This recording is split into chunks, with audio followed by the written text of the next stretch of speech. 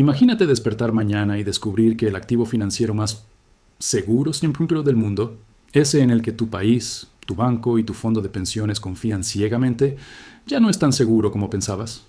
China acaba de mover una ficha que nadie esperaba. Está vendiendo bonos del Tesoro de Estados Unidos a un ritmo histórico. ¿Es el principio del fin del dólar como moneda global? ¿O es solo otro capítulo de una guerra silenciosa que lleva décadas gestándose? Quédate, porque lo que viene te va a cambiar la forma de ver el dinero.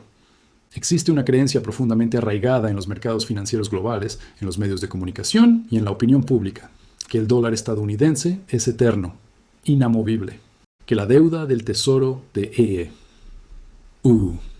es el activo más seguro del planeta, un refugio inquebrantable al que todos corren en tiempos de crisis. Esa creencia tiene una historia larga. Desde 1944, cuando los aliados firmaron los acuerdos de Bretton Woods en un hotel de New Hampshire, el dólar fue coronado como el rey indiscutible de las finanzas internacionales. Y por 80 años, esa corona no se ha movido. Pero hoy, en 2024 y 2025, China ha estado haciendo algo que muchos analistas consideraban impensable, vendiendo bonos del tesoro de en cantidades masivas. Y no está sola. Rusia los liquidó casi en su totalidad. Arabia Saudita diversifica. Brasil, India y docenas de economías emergentes construyen reservas en otras monedas. La creencia que vamos a destruir hoy, que el dominio del dólar es permanente, que ninguna fuerza en el mundo puede desafiarlo, y que lo que China está haciendo no tiene consecuencias reales. La realidad es más compleja, más fascinante y, sí, más inquietante que eso. Cuando examinamos el registro forense de las tenencias chinas de bonos del Tesoro estadounidense, lo que encontramos es una historia de retiro gradual, sistemático y deliberado. En noviembre de 2013, China alcanzó su punto máximo histórico. Tenía en su poder aproximadamente 1.317 billones de dólares en bonos del tesoro de Era el mayor acreedor extranjero del gobierno estadounidense. Esa cifra era poder, era influencia. Era, en cierto modo, una cadena dorada que ataba a los dos gigantes económicos del planeta. Pero desde ese pico, algo cambió. Los números comenzaron a moverse en la dirección opuesta. Lenta, pero inexorablemente. Para mediados de 2024, esa cifra había caído a alrededor de 775.000 millones de dólares. Una reducción de más del 40% en una década. ¿Es esto un colapso? No todavía. Pero cuando examinamos el registro forense con más detalle, vemos que la velocidad de la venta se ha acelerado en periodos específicos. Tras las sanciones a Rusia en 2022, después de la escalada de tensiones por Taiwán y durante los ciclos de aumento de tasas de la Reserva Federal. Y aquí está el dato que muchos pasan por alto. China no solo está vendiendo. ¿Está comprando otra cosa? Oro. Mucho oro. El Banco Popular de China ha estado acumulando reservas de oro de manera consistente, mes tras mes, desde 2022. En ese mismo periodo, sus reservas de oro han crecido en cientos de toneladas. Esta no es una operación financiera casual. Es una reconfiguración estratégica de reservas y tiene implicaciones que van mucho más allá de los mercados de bonos. Para entender lo que está ocurriendo realmente, necesitamos desglosarlo en sus componentes esenciales. Hay 6 factores estructurales que explican por qué China está haciendo esto y qué significa para el sistema financiero global. Cuando y sus aliados congelaron aproximadamente 300.000 millones de dólares en reservas del Banco Central ruso tras la invasión de Ucrania en febrero de 2022, el mundo financiero quedó atónito. No porque fuera sorprendente que Occidente sancionara a Rusia, sino porque quedó demostrado algo que muchos creían imposible. Las reservas en dólares pueden ser confiscadas. Para Beijing, esa imagen fue un espejo. Si las relaciones con Washington se deterioran, si hay una crisis por Taiwán o una escalada comercial, ¿podría hacer lo mismo con las reservas chinas? La respuesta obvia es, podría intentarlo. Y esa sola posibilidad cambió los cálculos estratégicos de China para siempre. Tiene hoy una deuda pública que supera los 34 billones de dólares. Cada año, el déficit fiscal aumenta esa cifra. Los intereses sobre esa deuda, con tasas que en 2023 y 2024 estuvieron entre el 5% y el 5.5%, consumen una parte cada vez mayor del presupuesto federal. China, como acreedora, observa esto con preocupación creciente. Si decide monetizar su deuda, es decir, imprimiendo dinero para pagarla, el valor real de los bonos que China posee caería significativamente. Es como prestarle dinero a alguien que tiene la impresora y puede decidir pagarte con billetes devaluados. China ha estado trabajando activamente para que el yuan sea aceptado como moneda de pago en el comercio internacional. Los acuerdos con Arabia Saudita para vender petróleo en yuanes, los llamados petroyuanes, fueron un hito simbólico enorme. Brasil y Argentina han firmado acuerdos para comerciar con China en sus propias monedas, evitando el dólar como intermediario. El sistema CIPS, China Interbank Payment System, es la alternativa china al SWIFT, el sistema de mensajería financiera internacional dominado por Occidente. Su alcance crece mes a mes. En 2023, los BRICS, Brasil, Rusia, India, China y Sudáfrica, anunciaron la expansión del bloque a 6 nuevos miembros, incluyendo Arabia Saudita, Irán, Emiratos, Árabes Unidos, Etiopía, Egipto y Argentina, aunque Argentina luego se retiró bajo el gobierno de Milei. Hay un debate activo dentro del bloque sobre la creación de una moneda de reserva alternativa, aunque los obstáculos son enormes. Lo que sí es real es la voluntad política de construir un sistema paralelo, no necesariamente para reemplazar al dólar de la noche a la mañana, sino para tener opciones. El retorno al oro, no como patrón monetario formal, sino como reserva estratégica, es quizás el aspecto más subestimado de este proceso. China ha comprado más oro en los últimos 3 años que en los 10 anteriores. Rusia hizo lo mismo antes de 2022. Los bancos centrales globales en conjunto compraron más oro en 2022 y 2023 que en cualquier año desde que Nixon cerró la ventanilla del oro en 1971. ¿Por qué el oro? Porque no puede ser congelado por sanciones. Porque no depende de la decisión de ningún gobierno. Porque es el único activo financiero que no tiene contraparte. Este no es el primer intento de desafiar una moneda de reserva dominante.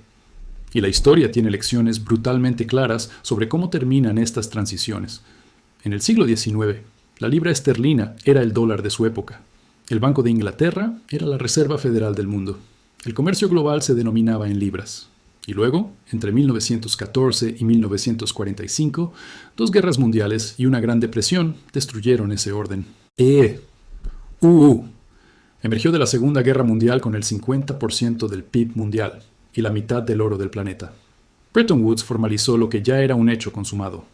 ¿Estamos viendo algo similar hoy? No exactamente, pero los patrones tienen un parecido inquietante. Hay 4 errores graves que cometen tanto los alarmistas como los que minimizan este fenómeno. Entenderlos es esencial para navegar este tema con claridad. Los alarmistas en YouTube, en redes sociales y en algunos medios financieros llevan años anunciando el colapso del dólar esta semana. Eso es ruido, no análisis. Las transiciones de monedas de reserva son procesos que toman décadas, a veces generaciones. La libra esterlina siguió siendo una moneda de reserva significativa décadas después de que la superara económicamente. China vender bonos del tesoro no va a colapsar el dólar mañana, ni el año que viene. Pero ignorar la dirección del movimiento porque el ritmo es lento sería un error igualmente grave. Aquí está la paradoja del poder financiero. China tiene tantos dólares que no puede venderlos rápido. Si Beijing intentara liquidar sus 775,000 millones en bonos del tesoro de manera agresiva en pocos meses, el valor de esos mismos bonos colapsaría antes de que pudiera venderlos todos. Destruiría su propia riqueza en el proceso. Es lo que los economistas llaman el dilema del precio financiero o la trampa del dólar. China está atrapada en su propio éxito exportador. Acumuló tantos dólares que deshacerse de ellos es tan difícil como acumularlos fue ventajoso. El dólar puede perder participación como moneda de reserva global, pasar del 60% actual a, digamos, el 45% en 10 años, sin que eso signifique que el sistema financiero global colapse. Hay una diferencia enorme entre un mundo donde el dólar pierde terreno gradualmente y un mundo donde el dólar colapsa de forma abrupta. Los inversores y ciudadanos que toman decisiones basadas en el escenario catastrófico, comprando solo oro, convirtiendo todo en criptomonedas o apostando todo a la caída del dólar, están sobreestimando la velocidad del cambio. El dólar no está solo. Detrás de él está la economía más grande y más innovadora del mundo, aunque esa posición se está disputando. Están los mercados financieros más profundos y líquidos del planeta. Está el ejército más poderoso de la historia y está algo que no tiene precio. La red de alianzas que hace que decenas de países, voluntariamente, prefieran el dólar a sus alternativas. Ningún rival actual, ni el yuan, ni el euro, ni ninguna criptomoneda, tiene esa combinación de atributos. No todavía. ¿Qué hacemos con todo esto? ¿Cómo procesa un ciudadano, un inversor, un profesional o un estudiante de economía este tsunami de información? Aquí están las lecciones prácticas y equilibradas que la historia financiera nos ofrece. Lección 1. La diversificación no es solo un consejo de inversión, es una lección geopolítica. Los países que dependieron exclusivamente del dólar o de cualquier moneda única han sido vulnerables a shocks externos que no controlaban.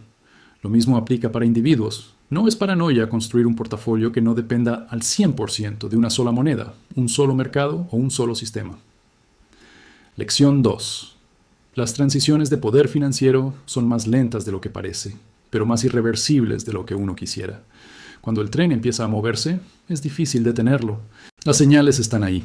La venta de bonos, la acumulación de oro, los acuerdos comerciales en monedas locales, la expansión de los BRICS. Son señales graduales, no apocalípticas, pero la dirección importa tanto como la velocidad.